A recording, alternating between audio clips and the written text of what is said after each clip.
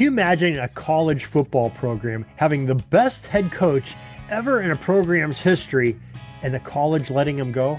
Well, that's our topic for tonight as footballarchaeology.com's Timothy B. Brown joins us to talk about Kansas's top coach that gets fired. Tim's up in just a moment to tell us all the details about this exciting story. This is the Pigskin Daily History Dispatch, a podcast that covers the anniversaries of American football events throughout history. Your host, Darren Hayes, is podcasting from America's North Shore to bring you the memories of the gridiron, one day at a time. Hello, my football friends. This is Darren Hayes of PigskinDispatch.com. Welcome once again to the Pigpen, your portal to positive football history, and welcome to Tuesday. And Timothy B. Brown of footballarchaeology.com stops in and visits us to tell us a story or two. And Tim is with us tonight. Tim, welcome back to the Pigpen. Thank you, sir. Appreciate you having me. And I'm not going to be very talkative this time. It's going to be like pulling teeth to get me to tell the story. Can we be like pulling teeth? Okay. All right. There's some roots to this story, to this segue. He's gonna but it'll be very filling. It'll be very filling. Okay. The title is not going to give away the segue, folks. You're going to have to listen to the end of Tim talking here. But his title, from just a recent tidbit he had, is When Kansas Fired Its Top Coach. Tim, what can you tell us about this story? Well, so I don't want somebody who only wanted to listen to the first 15 seconds to have to stay till the end. So to find out the deal. But the coach was a dentist. See? That's kind of the really funny part. I can hear podcasts clicking off around the world right now. Yeah, your little readout that tells you how long people are listening. No, stay till the end. It gets better. It gets better, everybody. Yeah, so I would just say that Kansas is not known as a football power. Basketball, yes. Probably track, at least in many eras, yeah. Football, no. Yeah, I mean they've had some good teams here and there, but very scattered. But the best teams they had, in the consistent teams that they had, came under the direction of Dr. A.R. or Bert Kennedy. So Kennedy played at, he ended up having 52 wins at Kansas. And that's in a time when, teams often played 8-9 games a year. So now they're not playing 15, 16 games like people do today. They played half as many games per year as a championship caliber team would play today. So, he grew up in Lawrence, where University of Kansas is, and he played there, played his first 3 years at Lawrence or at Kansas. And then, somewhere along the line, I don't know if he graduated or he just decided he wanted to go to dental school. So he transfers to Penn. And, it's kind of an interesting thing that he started playing, I want to say in like 1896, somewhere in that range, he started playing for Kansas. And the first game he played in was the same first game that John Outland of the Outland Trophy, he played for Kansas in the same game, in his first game. And then Outland kind of followed a similar path. So they both ended up at Penn and played their last college game together playing for Penn. And it's not like these schools are across the street from each other. They're pretty much at that point in time across the country from each other. Yeah. And, but, Penn was, kind of actually part of the battles they had with like the Yales and Harvards and Princetons is because they had so many professional schools, so dentists and med school, et cetera. And so they wanted those students to be able to play intercollegiate, athletics, and the other guys didn't. So anyways, he ends up, after he graduates from Penn with his dental degree, he goes to Lawrence to set up practice. And, within the year, maybe his first year he was back, he ended up coaching at Washburn. Now it's university, it may have been college at the time, but Washburn, which is in like Topeka, like 25 miles to the west of Lawrence, eastern Kansas. And he ends up he does well there. Coach has a pretty good team, and then in 1904 he takes over at Kansas, and then he's there the next 9 years. And like I said, winningest coach from a career standpoint. There's one or two guys who maybe coached like 1 year who had higher win percentages than Kennedy, but nobody who coached there for a while even comes close to him. Almost everybody else is below 500. So, um, anyways, they're very successful. But you had the 1906 rule changes and everything, and this was a period where like the Big Ten had cut the teams could only play 5 games in 1906. Then they increased it to like 6 or 7. So there was this movement to remove the professionalization of football and sports generally. And so they were in the Missouri Valley Conference at the time, and they made a series of decisions in 1909 to for rule changes that were mostly eligibility oriented changes. So one of the things they said is they eliminated all Thanksgiving Day games because those attracted big crowds. There was a lot of gambling. There was carousing, etc. Yeah, And so God, they wanted to. we don't want big crowds at the football games. Well, I mean, there were a lot of places that had this attitude. You got to play on campus, and like when Missouri and Kansas would play what they called the Civil War, they'd play at a stadium in Kansas City, wherever some minor league baseball team played. So, and it was just a big deal.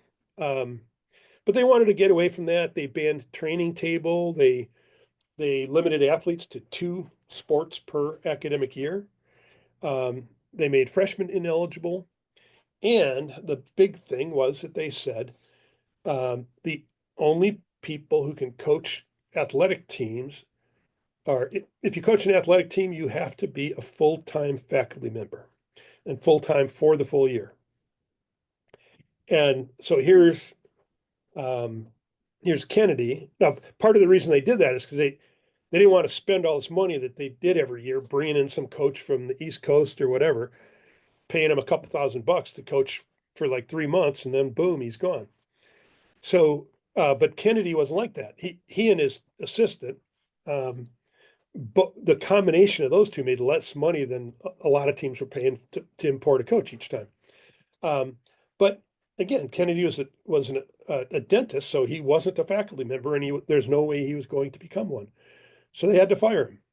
So it wasn't really their choice, but they agreed to the rules, and so that was the net effect of it.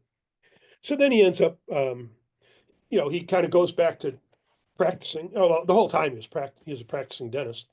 Fogg Allen at the time was the basketball coach and the AD. He was a physician, or at least I think he was osteopathic. But anyways, he was a doctor. So this wasn't an unusual thing, at the time. And then so Kennedy coaches like 4 years at Haskell. It was kind of the second best Indian school in terms of football, and then became the primary one once Carlisle closed. And then he coached 2 more years at Washburn as well, and then that was kind of it. So at the end of the day, you got this guy who was the most successful football coach they've ever had, top winning percentage based on somebody who's been there at least 2 years or 3 years, most wins, and he's not in their football Hall of Fame. Wow, And there that's the are incredible part. 8 other coaches. It's like Mangino and whatever, all these guys that I mean, some of them had good little, they would come in and they'd suck for the first 2 years, and then they'd get better, and then they'd leave because somebody else offered them a better situation. So there were a bunch of those guys, but 8 other guys, including Fogg Allen, who was one of them because he coached the 1920 team. They're in the Hall of Fame, but Bert Kennedy is not. So it's just like, what are you guys thinking over there? It just makes no sense. Yeah. And I couldn't find anything that said like he was a bad citizen or nothing along those lines. Now He's a maybe he was an dentist. How much expert. trouble can you get into? You're a dentist. It's like an Yeah. accountant, you know. It's Well, I tried to um, drill into the situation and couldn't make it. just found yourself deep in a cavity you couldn't Yeah, yeah, get out yeah, of. So, yeah. but I you know, just kind of gummed up this whole podcast. yeah, yeah, you definitely did. But you know, I guess another amusing thing is, you know, the name Washburn College. You know, what did the founder like get too aggressive with the loofah in a shower? You know, how where does Washburn come from? You know, two Yeah, words I that don't you know. would I never assume think get yeah, put together. I assume it's just somebody's name. I mean, they had some pretty darn good teams back in the day. I'm blanking on the guy's name, but he coached them in like the teens, and then he ended up like he was coach like Oregon or Oregon State for a few years. Um, Begins with an H, I think. But he was a pretty innovative guy. He claims to be the first guy that huddled up, that he had teams huddled before Zupke, at Illinois. Um, so that there's always this kind of battle of who did what first. But I'm blanking as it's like Hartle or something. Yeah. Uh, And but it wasn't okay, and I love the whole connection with him and Outland going, you know, together, being at two different schools, and you know, yeah, both, you know, of course, Outland, you know, really had great success at football and is remembered a lot more than Mr. Kennedy, except for yeah. what you're telling us here. But it's just interesting. But didn't Fielding Yost, didn't he coach there when Outland was there? Wasn't he? So Well, yeah. So he would have been. So Yost, I think he was. I think Yost was at Nebraska in '98 and Kansas in '99, or the other way yeah, around. yeah, he went to Um, both those like after West Virginia or something, I think, well, before he he went was to at Michigan. he was at Ohio Northern uh, for a while, and then I think that's when he went to Nebraska The or Bug Eaters back then. the Bug The- Eaters. So yeah, and actually, I'm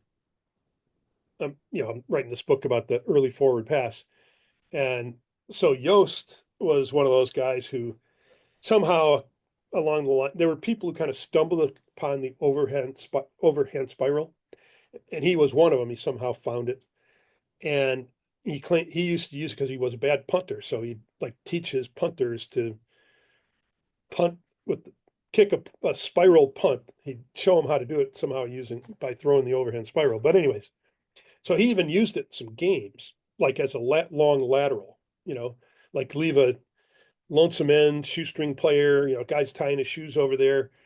And so nobody pays attention to him. And then boom, you throw him the ball across the field and they take off for. But Hmm. the funny thing is, so he knew about that. He puts it's in his 1905 book. But then once the forward pass is legalized, he doesn't use it. So he didn't make the connection between the overhand spiral and the forward pass like a bunch of other people did. Well, I mean, only a couple did, but then, once word got around, then it started, getting more it would have popular. slowed down his momentum of his offense. You know, he wasn't called hurry up Yost for nothing. You know, with that forward pass getting downfield. Yeah. Well, yeah. So I mean, it's one of those things where it just kind of tells you how, it's a point that I make in the book that how we have these mind blocks, where he had piece A, he had piece B, but he didn't know how to fit the two of them together, right? Until somebody else showed him how to do that. So, It- and then then he became, he used to throw out of the punt formation. He had Benny Friedman and all those kinds of guys. So I mean, he wasn't afraid to use it once he figured it out, But early on, it- he was yeah. not a fan.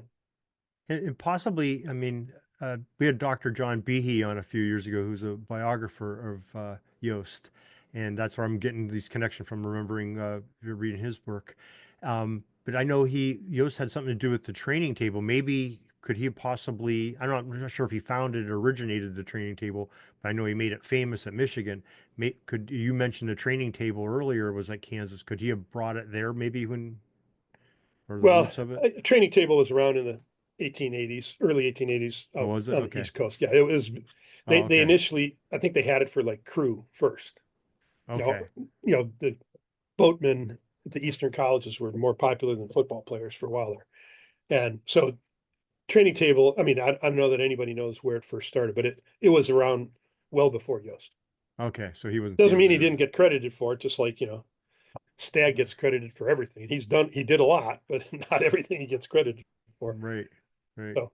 Huh. Interesting. All right. Well, Tim, you have some great stories like this one with with Coach Kennedy, and just bringing back the memories and the nostalgia of football, these forgotten people, and preserving the history. And you do it in these short little stories you call tidbits. Now, maybe you could tell the listeners where they can take in some of your tidbits. Yeah. So I would also just say, if any listeners are University of Kansas alums, send the story over to the athletic department. Ask them why Kennedy's not in the Hall of Fame, and then let us know. So my all the stories I publish them on my site, footballarchaeology.com. It's a Substack site or newsletter. So if you go there and subscribe, that means you're going to get the email that contains the story anytime I post a new story, which is typically several times a week. And then but if you don't want the email and you just want to control it at your own pace, you can follow me on Substack with the Substack app, or you just bookmark it, come out there and look anytime you want. Or you can follow me on Blue Sky, because I post it on Blue Sky every time that I put out a new story. All right. Well, folks, he's Timothy P. Brown of footballarchaeology.com, and we get to enjoy his stories and sharing the history of the game that we love so much every Tuesday. And Tim, we'd love to talk to you again next Tuesday. Very good. Thank you. See you next week. That's all the football history we have today, folks. Join us back tomorrow for more of your football history. We invite you to check out our website, pigskindispatch.com, not only to see the daily football history, but to experience positive football with our many articles on the good people of the game, as well as our own football comic strip, Cleat Marks Comics. Pigskindispatch.com is also on social media outlets, Facebook, Twitter, Instagram, and don't forget the Pigskin Dispatch YouTube channel to get all of your positive football news and history. Special thanks to the talents of Mike and Gene Monroe, as well as Jason Neff for letting us use their music during our podcast. This podcast is part of the Sports History Network, your headquarters for the yesteryear of your favorite sport. You can learn more at sportshistorynetwork.com.